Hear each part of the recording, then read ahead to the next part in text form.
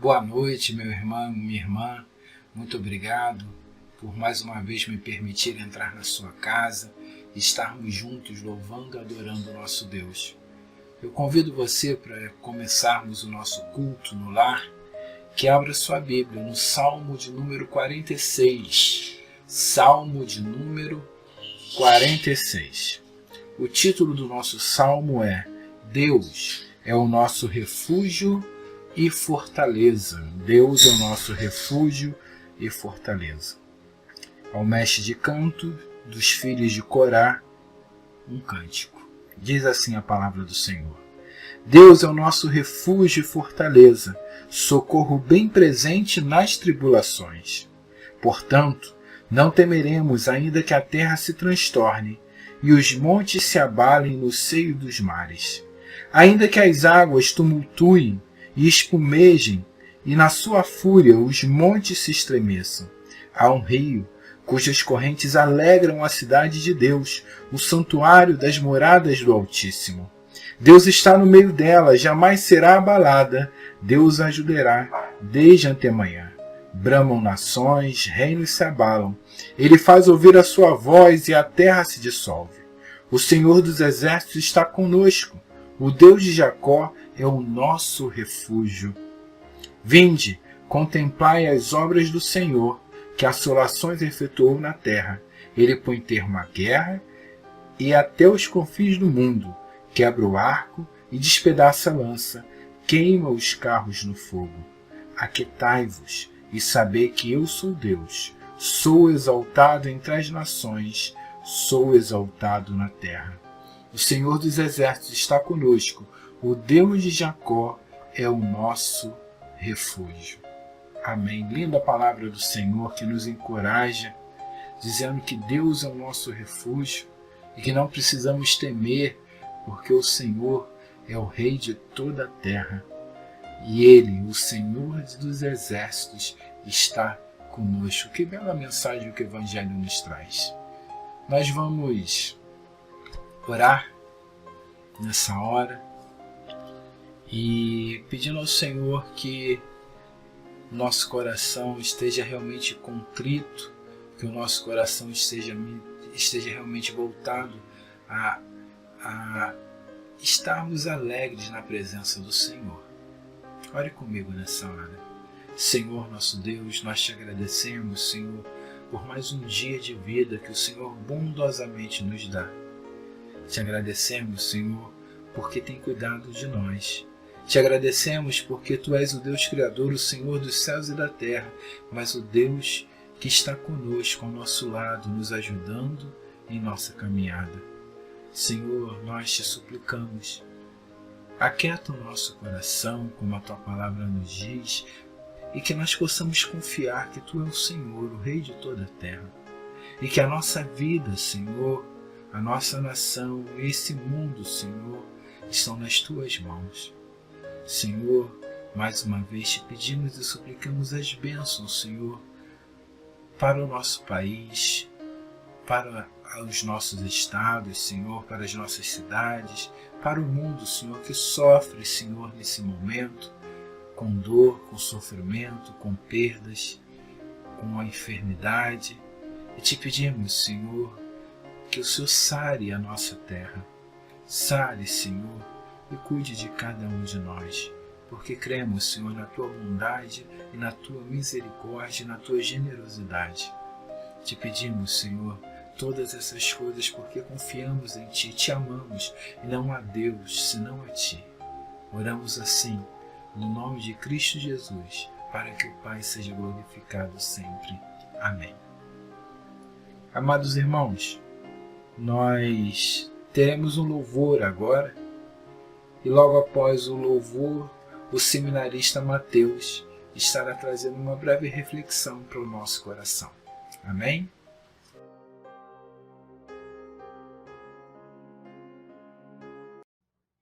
Meus irmãos, vamos louvar ao Senhor com a música cujo título é Podes Reinar, que começa Senhor, eu sei que é Teu este lugar. Nós vamos estar louvando ao Senhor com este cântico. Eu sei que é antigo, mais um cântico muito edificante, dizendo que o Senhor, Ele é Rei, Ele é Deus da nossa casa, de onde nós estamos. Amém?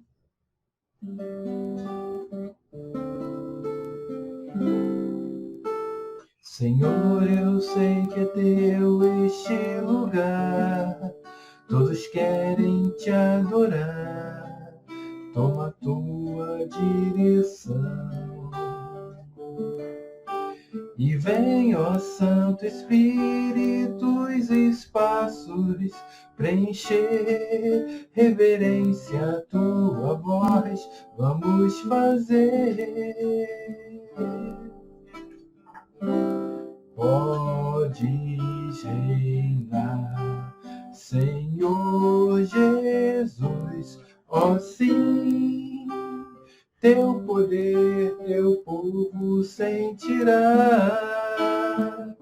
Que bom saber, Senhor, que estás presente aqui. Reina, Senhor, neste lugar. Visita cada irmão, ó meu Senhor, dá-lhe paz interior e razões para te louvar.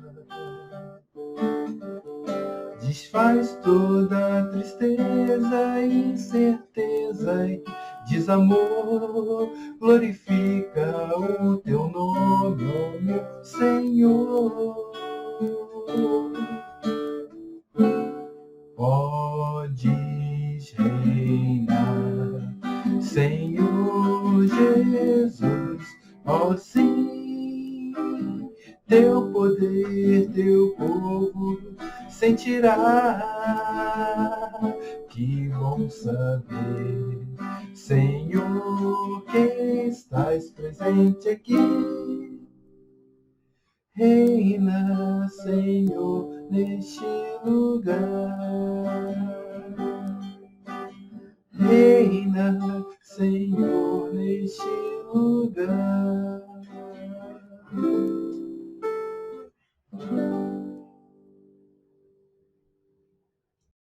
O próximo cântico é aquele que a gente já conhece muito. Deus está aqui. Cante comigo. Deus está aqui, aleluia, tão certo como o ar que eu respiro, tão certo como a manhã que se levanta, tão certo como eu te falo e podes me ouvir. Deus está aqui, aleluia, tão certo como o ar que eu respiro,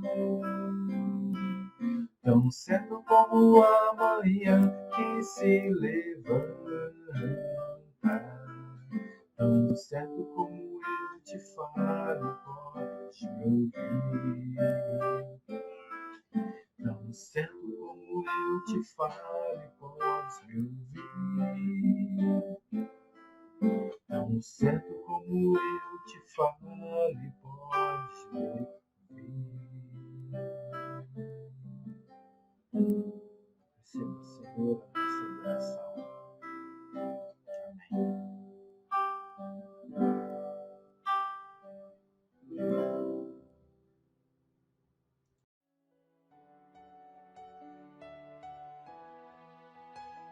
Boa noite, irmãos. Estamos aqui agora para compartilhar um pouco mais da palavra do Senhor, do que Deus tem feito, de como Deus tem agido conosco, do que Ele já fez, de quem Ele é, de tudo que o nosso Deus é capaz em nossas vidas. Amém? Eu convido os irmãos a abrirem a Bíblia em Hebreus capítulo 2, versículo 14. Iremos meditar apenas no verso 14 na palavra de Deus. Eu peço para que os irmãos pausem o vídeo e abram suas Bíblias. Estamos em culto ao Senhor, mesmo em nossas casas. Estamos tendo esse momento devocional com o nosso Deus e um com o outro, conectados pelo Espírito Santo. Amém? Hebreus capítulo 2, versículo 14. Leia comigo. Visto, pois, que os filhos têm participação comum de carne e sangue, destes também ele igualmente participou, para que, por sua morte, destruísse aquele que tem o poder da morte, a saber, o diabo. Vamos orar a Deus. Santo Deus, eterno Pai, te agradecemos porque o Senhor nos salvou para ti. O Senhor se revelou para nós.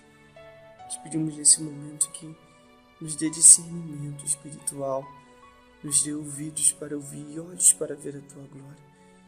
Em nome de Jesus, que o teu Santo Espírito fale conosco. É o que te pedimos e já te agradecemos por tudo. Amém. Estamos aqui agora para focar apenas no verso 14, mais precisamente na primeira parte do versículo.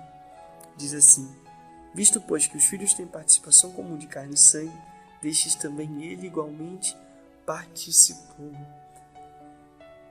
Cristo se tornou um de nós para que nós nos tornássemos um com ele. Você já parou para pensar nisso? Você já parou para refletir que aquele por quem todas as coisas foram criadas, aquele que é a causa de todas as coisas serem criadas, ele, que é o motivo de tudo, ele se encarnou por nós. E ele se encarnou. Entenda isso. O Deus eterno, atemporal, infinito, todo-poderoso, aquele que criou todas as coisas pela palavra do seu poder, aquele que é antes de todas as coisas, ele se encarnou. Ele invade a história, ele atravessa os céus, ele invade a história e se encarna, vira homem diante de todos nós, diante de todos os nossos olhos, dos olhos de toda a humanidade. Jesus é uma pessoa histórica e ele se encarnou. Você já parou para refletir o que significa Cristo ter se encarnado? Ele veio para um objetivo. E é interessante e importante lembrarmos disso. Ele não veio simplesmente para realizar curas, por mais que ele fosse curando até chegar à cruz. Ele não veio simplesmente para expulsar demônios, por mais que ele fosse libertando as pessoas até chegar à cruz. Isso são amostras do reino que está por vir. Ele veio para redimir a sua criação. Na cruz, ele redime, ele levanta aquilo que estava caído, a sua criação que estava caída. Nosso Deus, ele morreu. Ele simplesmente, naquela cruz, ele padeceu. É a morte do homem mais sábio, mais glorioso, mais importante, mais simples de toda a história. Sendo que não é simplesmente a morte de um homem. Não é. É a morte do Filho de Deus. É algo que devemos pesar. Ele primeiro faz algo que nunca foi feito na história. A Bíblia diz que não há nada novo debaixo do sol. E realmente não há nada novo debaixo do sol. Mas aquele que vem acima do sol se encarna diante de nós. E não somente se encarna, ele morre. Sendo que essa morte dele, hoje a gente olha para a cruz, ela está vazia. Sendo que essa morte dele foi vencida pela ressurreição dele. Essa é a prova. E é por isso que a gente consegue viver. E agora, a gente tem uma vida que não é nossa. A sua vida não é sua, a sua vida é dele. E a vida que eu vivo pela fé no Filho de Deus, que me amou e a si mesmo se entregou por mim. Então, essa vida que a gente vive agora, a gente não vive com medo da morte. A gente não vive com medo do que tem acontecido nos nossos dias. A gente vive para Ele, entendendo que quem nasce 2 vezes morre apenas uma vez. A morte já não tem mais poder sobre nós. Se ele morreu a nossa morte, não há o que temer, porque ele vive e nós podemos crer no amanhã. Vivemos essa vida agora através dos nossos olhos. Nós vivemos olhando para o alto. Nós vivemos olhando para a face de Cristo, para a beleza da face de Cristo, para a beleza da glória de Deus. Nós temos em Cristo Jesus a revelação máxima de Deus. O autor de Hebreus começa falando assim: havendo Deus, no capítulo 1, verso 1 até o verso 1, verso 2, havendo Deus outrora falado muitas vezes e de muitas maneiras aos pais pelos profetas, nestes últimos dias nos falou pelo Filho. Ele fala da maneira máxima, Deus se revela, e quando Ele quer se revelar de maneira total e máxima, incontestável, Ele se revela na pessoa de Jesus Cristo. E é essa vida que devemos viver pelos olhos, são com os olhos fitos em Jesus. A gente não deve olhar, meus irmãos, para trás, para o passado que tenta nos condenar, para o passado que nos aflige. O passado já não tem poder sobre nós. E se Deus esquece, quem somos nós para lembrar? Não caiamos nesse erro. Nós também não devemos olhar para os nossos lados, onde estão as circunstâncias. Devemos entender que isso que está ao nosso redor, por mais que venha e tente nos causar medo, inclusive o medo da morte, medo de perder pessoas queridas e próximas a nós, isso não nos deve paralisar. Nós não devemos olhar para as coisas que estão ao nosso redor, nem as coisas que estão atrás de nós. Nós devemos olhar para o alto. Nós devemos olhar para o autor e consumador da nossa fé, Cristo Jesus. Olhe para os montes, de onde vem o socorro de Deus Pai, a beleza de Deus Filho e a paz do Santo Espírito de Deus. Tudo em nossa vida, meus irmãos, se trata de uma questão de perspectiva. Sabe aquela história sobre o copo meio cheio, meio vazio? Para nós é bem parecido. Nós não simplesmente olhamos o copo meio cheio, tentando ser positivos, ou olhamos o copo e dizemos que está meio vazio, tentando ser negativos. O copo tem água. Devemos olhar para a realidade. Mas a realidade não fará sentido, meus irmãos, se não contemplarmos o Senhor. É Ele o motivo da sua alegria, é Ele o motivo da minha alegria. É Ele que enche a nossa vida não só de esperança, mas de beleza.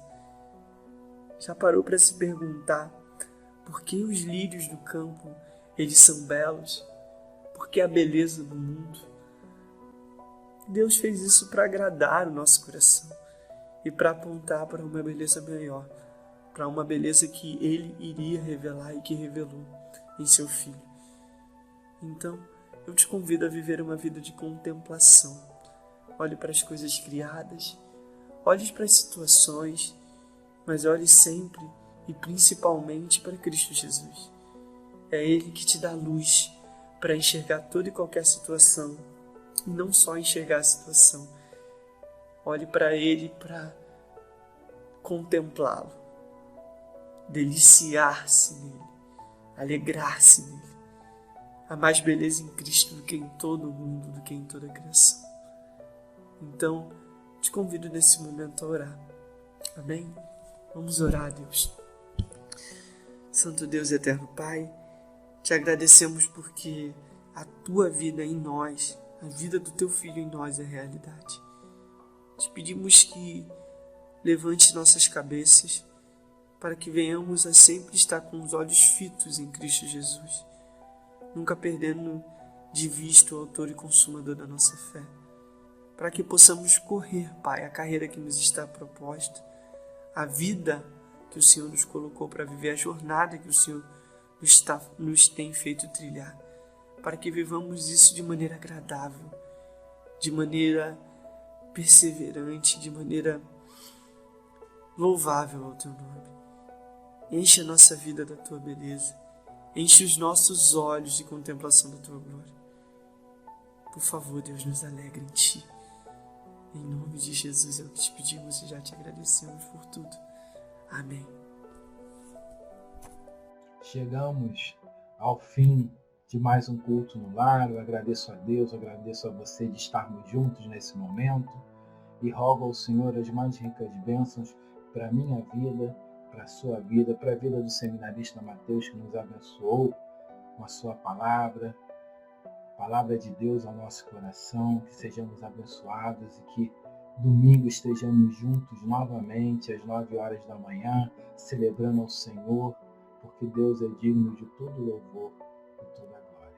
Receba a bênção do Senhor e que a graça, a maravilhosa graça de nosso Senhor e Salvador Jesus Cristo, o amor do Deus eterno e a comunhão, a consolação do doce Espírito Santo repousem, irmãos e irmãs, sobre o coração de cada um de vós e sobre todo o povo de Deus espalhado sobre a face da terra, hoje e para sempre. Amém.